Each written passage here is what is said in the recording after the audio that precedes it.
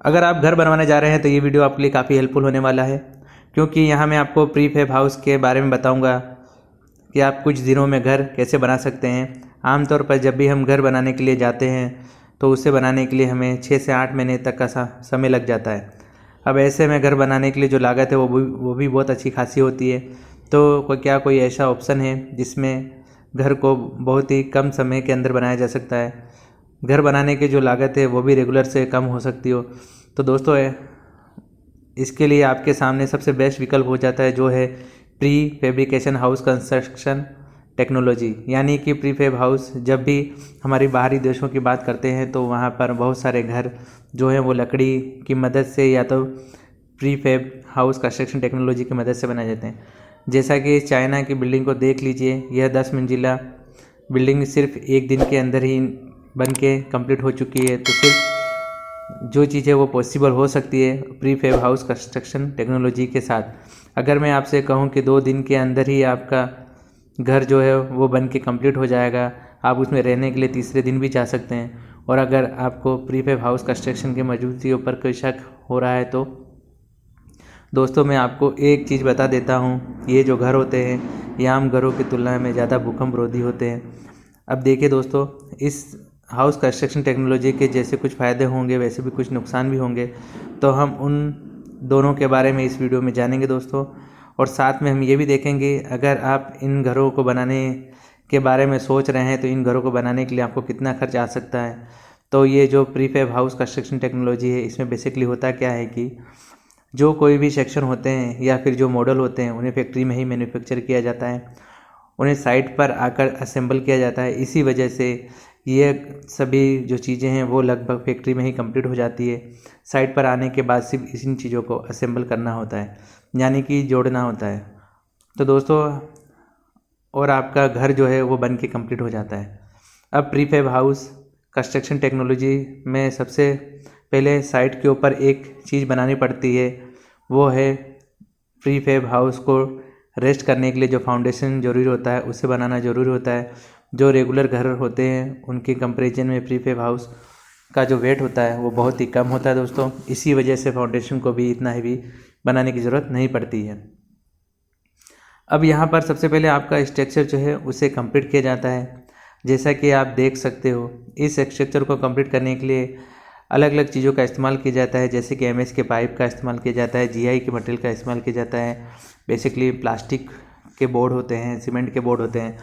और आपके घर के डिज़ाइन के अनुसार आपको फ्रेम जो है वो कंप्लीट किया जाता है और यह काफ़ी मजबूत होते हैं। अब आपको लग रहा होगा कि प्रीफैब हाउस, इसका मतलब यह है कि सिर्फ एक ही मंजिल बना सकते हैं, क्योंकि ज़्यादातर प्रीफैब हाउस आपने एक मंजिल वाले स्लोप रूफ वाले देखे होंगे। पर ऐसा नहीं है दोस्तों। जैसा कि मैंने आपको शुरुआती वक्त में बताया था कि चाइना में 10 मंजिल इमारत इस टेक्नोलॉजी का इस्तेमाल करके बनाई गई थी। इसी वजह से आप अपने हिसाब 1 मंजिल 2 मंजिल घर जो है वो आराम से बन सकते हैं। आपका ये जो प्रीफैब हाउस होता है, इसका जो स्ट्रक्चर होता है उसे आपका जो फाउंडेशन है उसको अच्छे तरीके से जोड़ दिया जाता है। यहाँ पर फास्टनर प्लेट जैसे चीज़ों का इस्तेमाल करके बहुत ही अच्छी तरीके से इनको जोड़ दिया जाता है। तो दोस्तों ये मजबूत के साथ साथ आपके फाउंडेशन से भी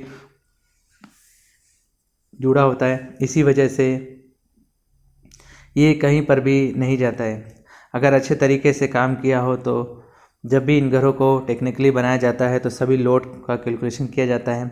एग्जाम्पल के लिए जैसे कि live load, wind load, load capacity, ऐसी चीज़ों का कैलकुलेशन करके स्ट्रक्चर बनाया जाता है, जिससे कि आगे चल के ऐसे घर किसी भी चीज़ का सामना कर सकें। अगर आप फ्रेमिंग वर्क कंप्लीट हो जाता है उसके बाद इस जो स्ट्रक्चर होता है, एग्जाम्पल के लिए उसके बाहर के बाजू को अलग अलग चीज़ों से बनाया जाता है। यहाँ पर हम ऐसा कंसीडर करेंगे जो स्ट्रक्चर है उसके सारे बाजू को सीमेंट शीट या शीट से लगाया जाता है। उसमें अलग अलग टाइप की डिज़ाइन आती है और इस शीट के बाद एक प्रोटेक्टिव लेयर के साथ एक प्लास्टिक जैसी लेयर आती है जो कि मॉइस्चराइज यानी नमी को अंदर जाने से रोकती है। अब इसके बाद जो बीच की कैविटी होती है उसके अंदर ये जो प्रोटेक्शन पार्टीशन होते हैं ये खाली नहीं होते हैं, उसके अंदर भी इंसुलेशन मटेरियल भरा जाता है, जिसका फ़ायदा ये होता है कि अगर गर्मी का सीज़न है तो आपको घर के अंदर ज़्यादा गर्मी महसूस नहीं होगी, और अगर ठंड का सीज़न है तो आपको घर के अंदर थोड़ी सी गर्मी महसूस होगी। तो ये जो फ़ायदा इसका इंसुलेशन मटेरियल का आ जाता है। इसके अलावा अलग अलग चीज़ों का इस्तेमाल किया जाता है दोस्तों। इसके अंदर की तरफ से इनर जो पैनल होते हैं आपके घर के अंदरूनी फिनिशिंग को बहुत ही अच्छा बना देती है, यानी कि एक सपाट और स्मूथ सरफेस फिनिश मिलती है, जैसा कि आपको रेगुलर वॉल्स में मिलती है। जो हमारे रेगुलर घर होते हैं उनके ही तरह से इनकी खिड़कियाँ दरवाजे भी होते हैं। अगर हम फर्श की बात करें तो रेगुलर फर्श की तरह भी आप इसके ऊपर फर्श लगा सकते हैं। बाकी की प्लम्बिंग, इलेक्ट्रिक वर्क, ये सब चीज़ें हमारी रेगुलर घरों में जो जैसा किया जाता है लगभग उसी हिसाब से कि इस घर में भी किया जाता है। हालांकि स्ट्रक्चर जैसा है आपका, उस हिसाब से इसमें कुछ चेंज जो है वो किए जाते हैं, यानी कि पहले इलेक्ट्रिक वर्क किया जाएगा, उसके बाद इनर पैनल जो है उससे लगा दिया जाता है। और अगर हम छत की बात करते हैं तो छत में अगर आप चाहें तो आप रेगुलर जो छत होती है उसके ऊपर अगर कोई रूम बनवाना चाहते हैं तो वो भी आसान से बना सकते हैं। अगर आपको चाहिए कि स्लोपिंग रूम, तो उसके लिए सिंगल जैसा एक ऑप्शन आ जाता है जो कि दिखने में बहुत ही अच्छा दिखाई देता है। तो आप इस हिसाब से जा सकते हो कि आपका अपना घर जो है वो अपने डिज़ाइन के अनुसार बना सकते हो। तो दोस्तों जैसे कि आपको जिस तरह का एलिवेशन चाहिए उस हिसाब से आपको इस घर को बना सकते हो। सबसे पहले ये जानते हैं कि अगर हम इस तरह के घर बनाते हैं तो इसका क्या फ़ायदा होता है। अगर हम प्रीफैब हाउस की बात करते हैं तो इसका सबसे बड़ा और सबसे मेन एडवांटेज यह है कि स्पीडली कंस्ट्रक्शन है। इन घरों में बहुत सारे आइटम फैक्ट्री में ही बना दिए जाते हैं, इसी वजह से एक्चुअल साइट पर आने के बाद बहुत ही कम बच जाता है, सिर्फ असेंबल करने का काम बच जाता है। अगर आप रेगुलरली टाइल वगैरह लगाना चाहते हैं उसके लिए आपको थोड़ा सा टाइम लग सकता है, यानी कि दोस्तों फिनिशिंग वर्क के लिए टाइम लगता है, यानी कि 2 दिन से लेके 2 महीने के अंदर आपको घर जो है वह कंप्लीट हो सकता है, अकॉर्डिंग टू आपके प्रीफैब हाउस की डिज़ाइन पर डिपेंड करता है। तो दोस्तों नेक्स्ट पॉइंट आ जाता है कि यह कॉस्ट इफ़ेक्टिव है कि नहीं है। तो दोस्तों अगर हम प्रीफैब हाउस की बात करते हैं इसका जो कॉस्ट होता है वो बहुत कम होता है। हालांकि इसमें कुछ कंडीशन होती है जिसके बारे में हम कॉस्ट के पॉइंट को देखते हैं। अब अगर हम नेक्स्ट पॉइंट के बारे में बात करते हैं वो है क्वालिटी। तो दोस्तों अगर फैक्ट्री में बनाया जाता है तो इसकी जो क्वालिटी होती है वो भी आपको कंसिस्टेंट मिलती है, यानी कि बहुत अच्छी क्वालिटी मिलती है। प्रिसीजन के साथ इसमें काम किया हो जाता है। उसके बाद में आपको डिज़ाइन में जो फ्लेक्सिबिलिटी मिलती है, आप अपने हिसाब से डिज़ाइन जो है उससे बना सकते हो।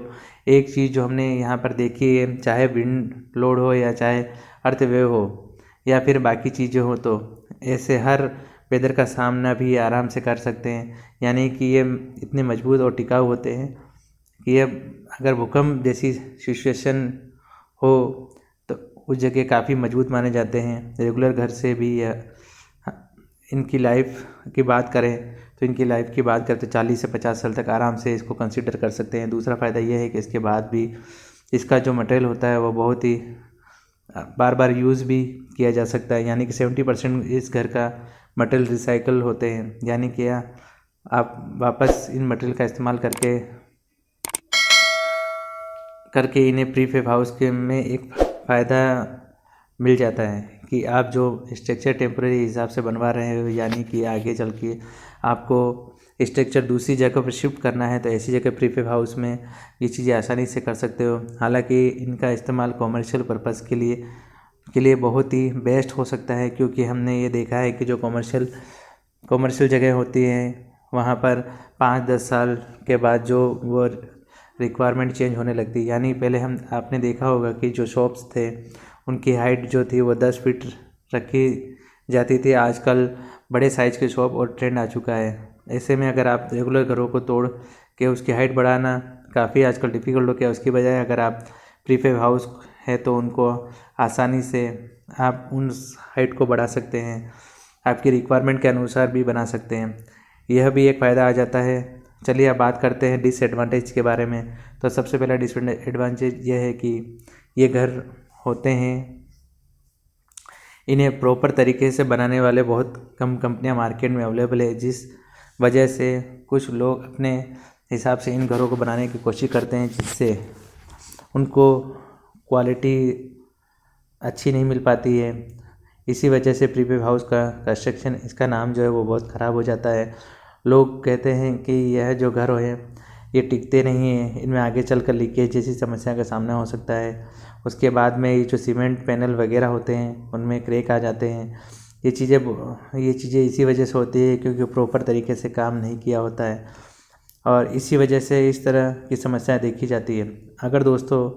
अगर हम प्रॉपर तरीके से काम करने वाली कंपनियों से बात करते हैं तो उनका सिर्फ एक ही डिसएडवांटेज होता है कि रेगुलर घरों की तुलना में ये जो कंपनियां घर बनाती है वो काम तो अच्छा करती है, मगर उनका जो रेट होता है वो थोड़ा सा ज़्यादा होता है।